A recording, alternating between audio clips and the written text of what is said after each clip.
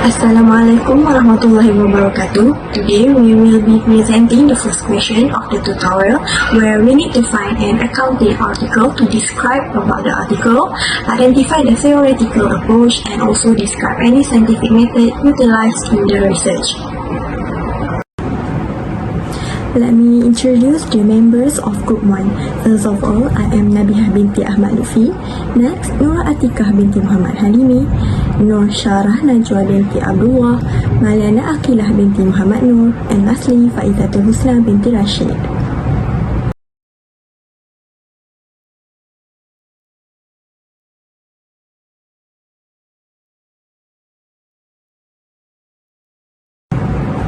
Before we proceed with the article, let us briefly recap about the theoretical approaches.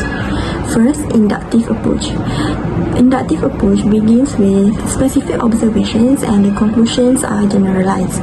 After selecting several observations correctly, one can generalize the conclusion to all or groups of similar conditions and situations. These generalizations need to be tested, some of which might be verified and some might be rejected.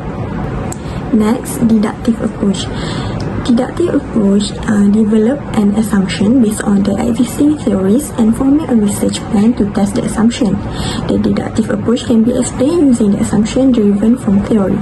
In other words, deductive approach includes deducing the results from the premises.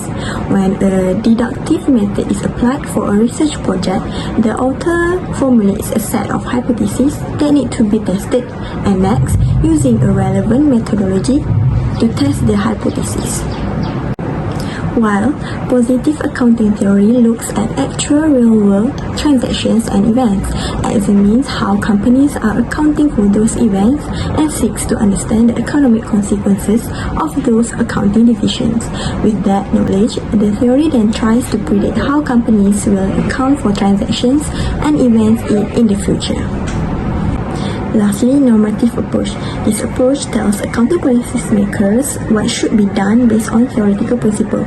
Logically, normative is more of a deductive process than positive accounting theory.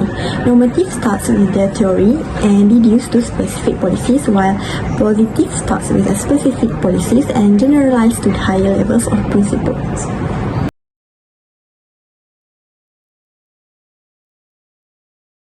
Hofstede's cultural research is the most comprehensive to date on national cultural diversity. A survey was conducted for approximately 116,000 employees of International Business Machine Corporation (IBM) across 39 countries, and he discovered 4 fundamental values. Number 1 is individualism versus collectivism. This value considers the degree to which societies are integrated into groups and their perceived obligations and dependence on groups. Individualism indicates that there is a greater importance placed on attaining personal goals, while collectivism indicates that there is a greater importance placed on the goals and well-being as a group.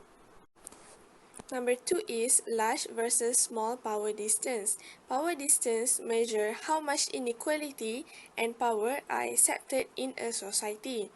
A high power distance indicates that a society accepts an unequal and hierarchical distribution of power. A low power distance means that power is shared and is widely dispersed and do not accept situations where power is distributed unequally. Next value is strong and weak uncertainty avoidance. This value refers to the extent which uncertainty and ambiguity are tolerated. A high uncertainty avoidance shows a low tolerance for uncertainty, ambiguity, and risk-taking, while a low uncertainty avoidance indicates a high tolerance for uncertainty, ambiguity, and risk-taking. The last one is masculinity and femininity, where it refers to the preference of society for achievement and attitudes towards sexual equality, or in other words, the distribution of roles between men and women.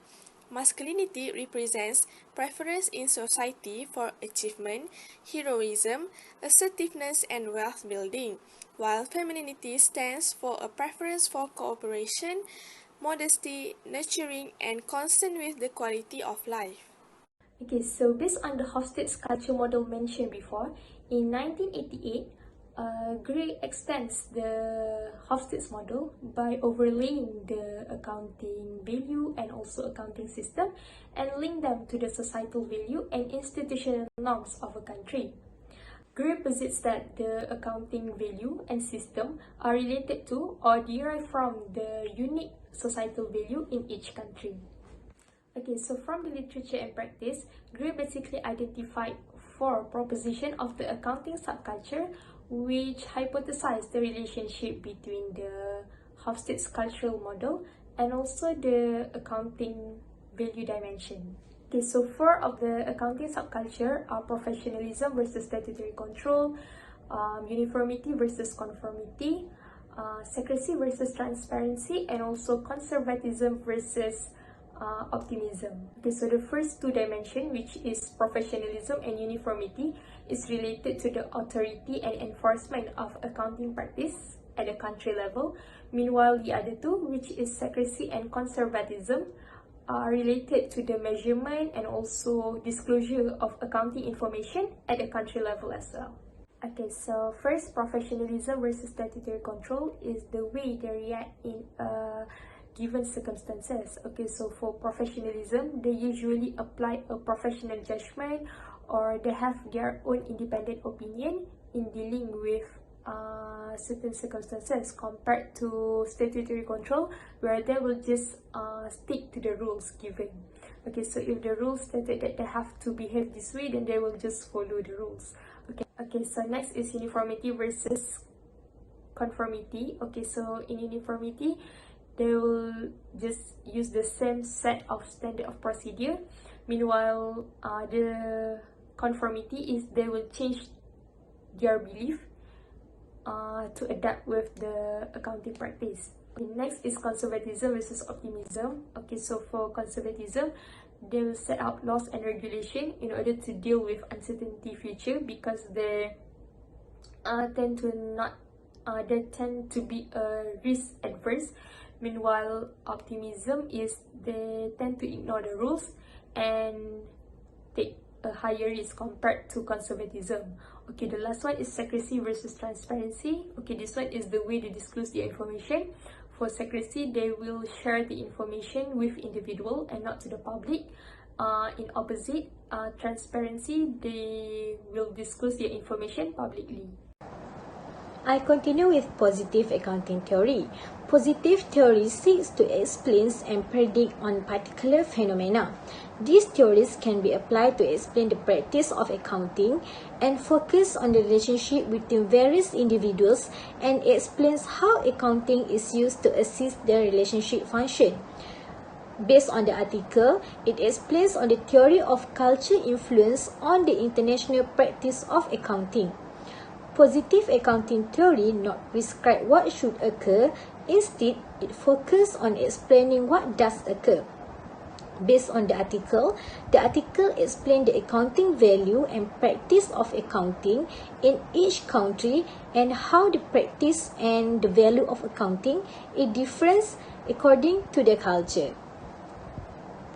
The article uses positive approach, which means testing or relating accounting hypothesis based on experience or fact of a real world. Based on the article, it states that Gray never operationalized the hypothesis or conduct empirical tests to support his framework, but he left to other accounting researchers to prove its validity.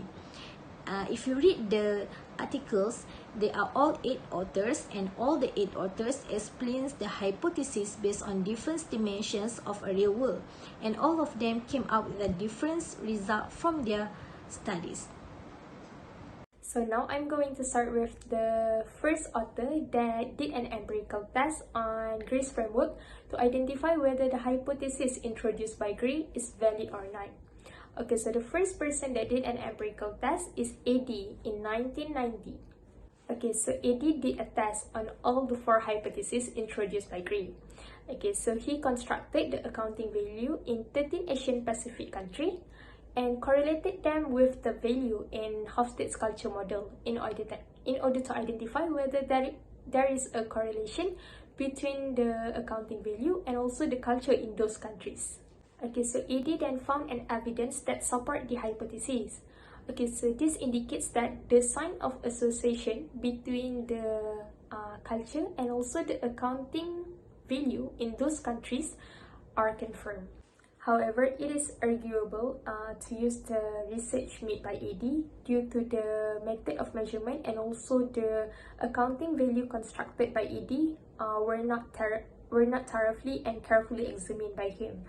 Okay, so it is also said that the research has no independent validation and the findings had to be quickly dismissed.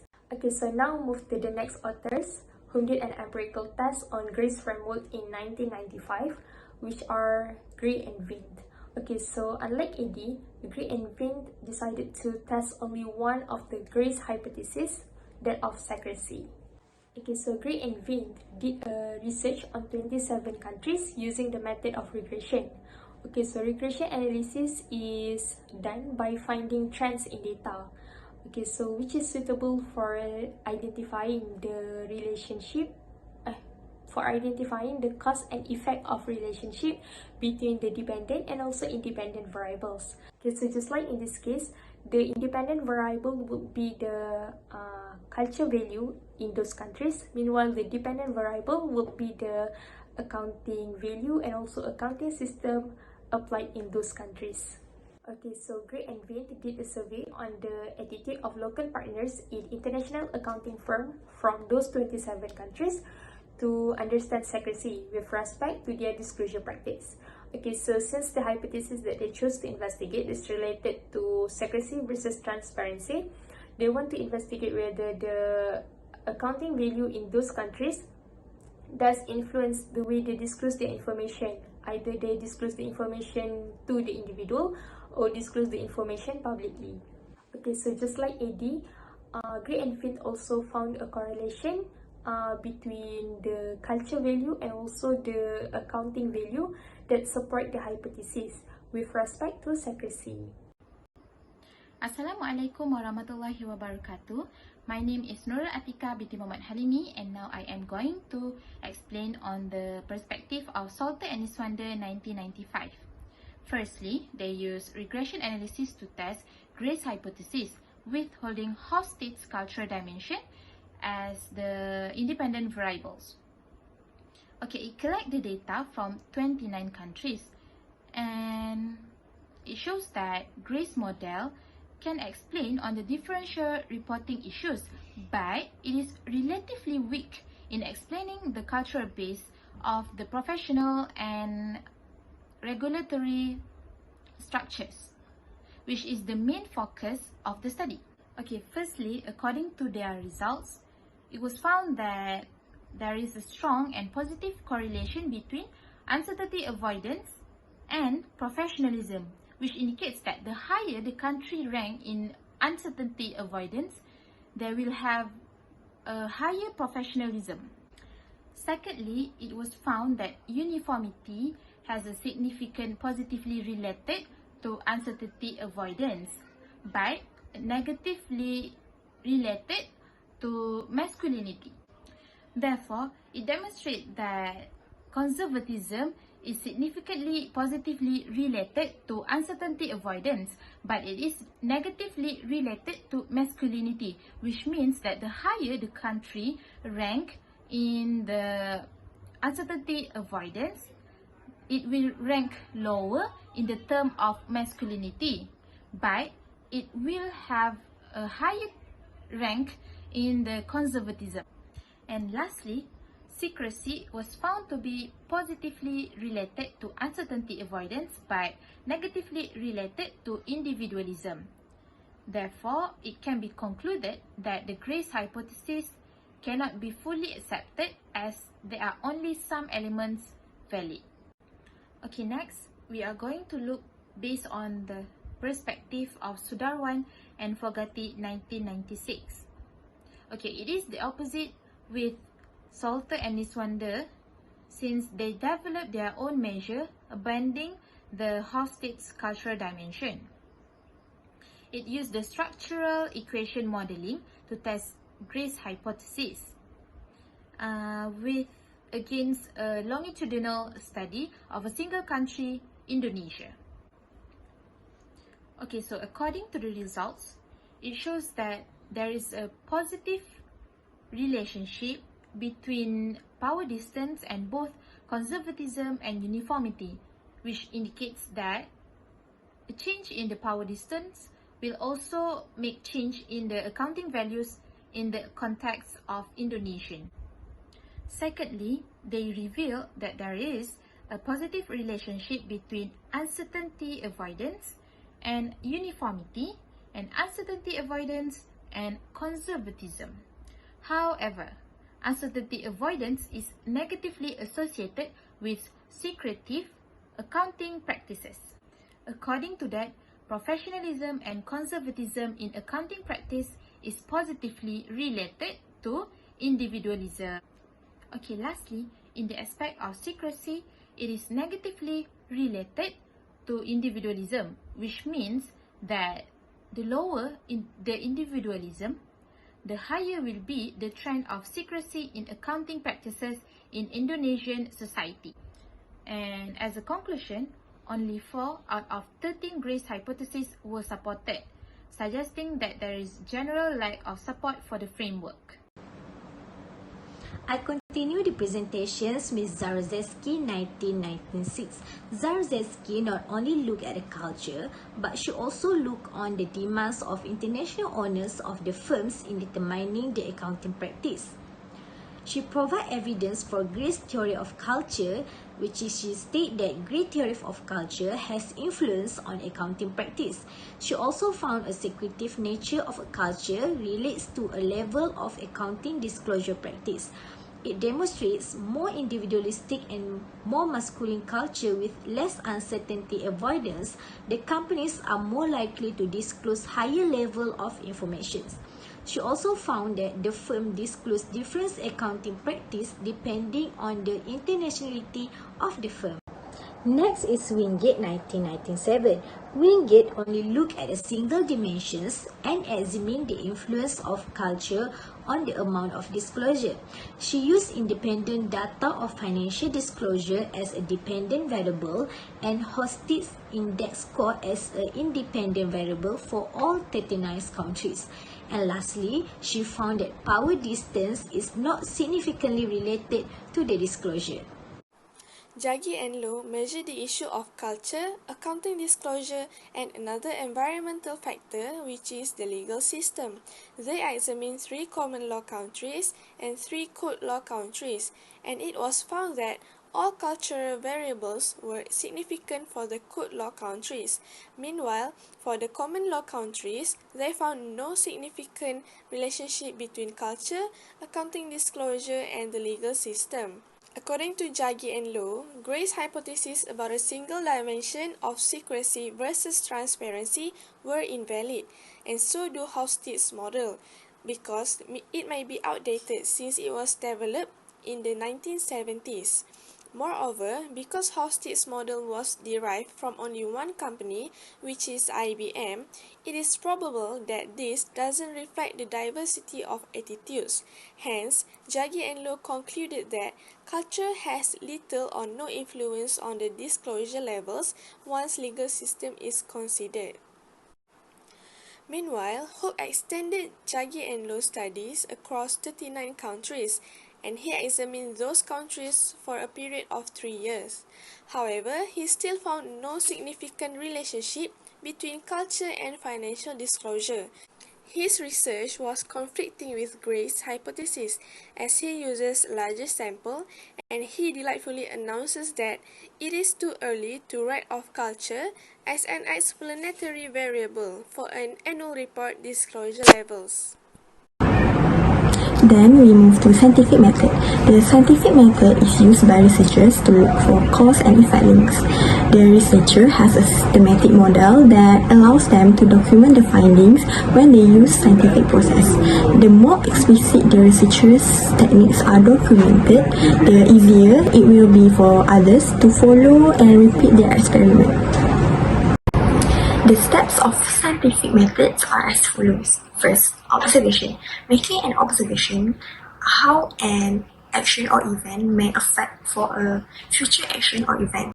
In this article, Gary observed on how the culture in each country has influenced the accounting practice. Then, develop theory. Develop theory use the observations that we made before to develop a theory or an explanation. In this article, Gary believed that the development of accounting and financial reporting systems directly influenced by the cultural factors in the country. Then after that, doing background research. Background research is to help the researcher discover similar past theories, current and alternative theories, what evidence has been brought forth, and what tests have already been performed. This saves the researcher a great deal of time and guide them to test a new aspect or help resolve areas of disagreement. In this article, Gary did some research on Hofstede's theories. The fourth step is use theory to develop hypotheses. Researchers will use their theory to create a specific hypothesis. This hypothesis should focus on an untested area or area of disagreement. Based on the article, 4 hypotheses that introduced by Gary where he identified that these can be used to define a country's accounting culture that influence the nature of nations of accounting system. But he do not provide further empirical tests to support his hypothesis. The 5th step is to test if hypothesis is correct. With a hypothesis developed, the researcher needs to identify sources of data and design tests to examine the hypothesis. In this step, the researcher needs to know how well the study captures an cause and effect relationship, how well the variable used in a study capture the ideas and events in the hypothesis. In this article, the authors do empirical tests to prove whether the hypothesis is valid or not by collecting data and the variables from financial disclosure. Next, examine test results by using statistical methods to compare the actual results with the hypothesized results and determine if there is significant evidence to confirm the hypothesis. In this article, the authors use statistical methods such as regressions analysis and structural equation modeling. Last but not least is to confirm or disconfirm the theory. After the evidence have been examined and sensitivity analysis ran, the researcher can validate or disapprove the hypothesis and the theory from which it was created. That's all from our group. Thank you.